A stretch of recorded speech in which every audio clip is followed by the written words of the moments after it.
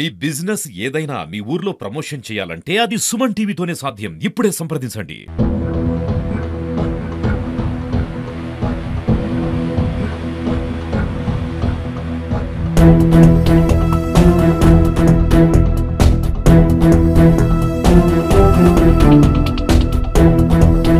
కేసముద్రం మండలం నారాయణపురం గ్రామానికి చెందిన పందుల శిరీష 25 ఇయర్స్. ఈమె 6 సంవత్సరాల క్రితం ఉపేందర్ అన్న వ్యక్తిని లవ్ మ్యారేజ్ చేసుకున్నది. దీనిలో భాగంగానే వీళ్ళ దంపతులకు ముగ్గురు కుమారులు జన్మించిన తర్వాత వీళ్ళ భర్త ఒక క్యాబ్ డ్రైవర్గా పనిచేస్తాడు. తర్వాత ముగ్గురు పిల్లలు జన్మించిన తర్వాత తనను పట్టించుకోవడం లేదని, తర్వాత బాగా తాగుడుకు బానిసాయి, తనను నువ్వు వాడి దగ్గర పడినావు వీళ్ళ దగ్గర అనే అక్రమ సంబంధం అంటగడుతున్నాడు, సూటిమోటి మాటలతో తిడుతున్నాడని, అదేవిధంగా తనకు పుట్టినటువంటి ఆ ముగ్గురు పిల్లలను తన దగ్గరికి రాకుండా వాళ్ళ అత్తమామ దగ్గరికి వెళ్తున్నారని, వాళ్ళకే దగ్గర వేస్తున్నారు.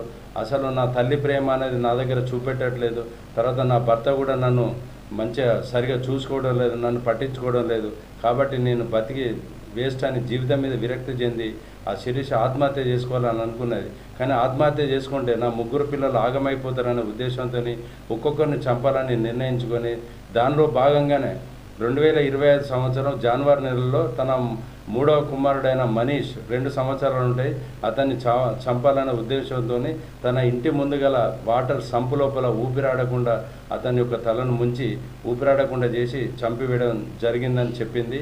అదేవిధంగా మళ్ళీ మన ఈ నెల సెప్టెంబర్ 24వ తారీఖు నాడు తన మొదటి కుమారుడైన మనీష్ను కూడా చంపాలనే ఉద్దేశంతో మన నైలాన్ తాడు, అంటే మన నిక్కర్లకు ఉపయోగించేటువంటి నైలాన్ తాడు ఉంటుంది, నైలాన్ తాడుతో 24వ తారీఖు నాడు సెప్టెంబర్ సాయంత్రం సుమారు 4 గంటల ప్రాంతం లోపల నైలాన్ తాడుతో ఊపిరి ఆడకుండా చేసి తన మొదటి కుమారుడైన మనీష్ కుమార్ని కూడా చంపివేసినానని చెప్పి మాకు విచారణలో చెప్పింది. దీనిలో భాగంగా కేసు నమోదు చేసి మన కేసముద్రం ఎస్ఐ గారు అయినటువంటి మురళీధర్ రాజు ప్లస్ నేను సర్వయ్య అనే మీ అందరం కూడా కేసును నమోదు చేసి దర్యాప్తు చేస్తున్నాం. దీని లోపల ఈమెను అరెస్ట్ చేసి ఈరోజు కోర్టు లోపల ప్రవేశించడం జరుగుతుంది. దీనిలో భాగంగానే మన మహబూబాబాద్ జిల్లా ఎస్పీ సార్ తర్వాత డిఎస్పీ సార్ ఆదేశాల మేరకు కేసును నమోదు చేసి దీన్ని దర్యాప్తు చేస్తున్నామని తెలియపరుస్తున్నాం. మన ఉద్దేశం ఏంటంటే వాళ్ళ భర్త యొక్క ప్రేమకు నిరాధారణకు లోనైనాని, తర్వాత తనకు పుట్టినటువంటి పిల్లలందరూ వాళ్ళు ముగ్గురు కూడా తన అత్తమామలకు దగ్గర అవుతున్నారని, తన ఆలన పాలన చూసుకోవడం లేదని శిరీష అనే ఆమె నిర్ణయించుకొని ముందు ఈమె ఆత్మహత్య చేసుకోవాలని నిర్ణయించుకున్నది. కానీ తన పుట్టినటువంటి పిల్లలు అనాథలు అవుతారన్న ఉద్దేశంతో వాళ్ళని చంపిన తర్వాత ఈమె ఆత్మహత్య చేసుకోవాలని నిర్ణయించుకున్నది. ఒక 2 నెలల క్రితం చంపాలన్న ఉద్దేశంతో అప్పుడు కూడా అది బ్లేడ్తో ప్రయత్నం చేసింది.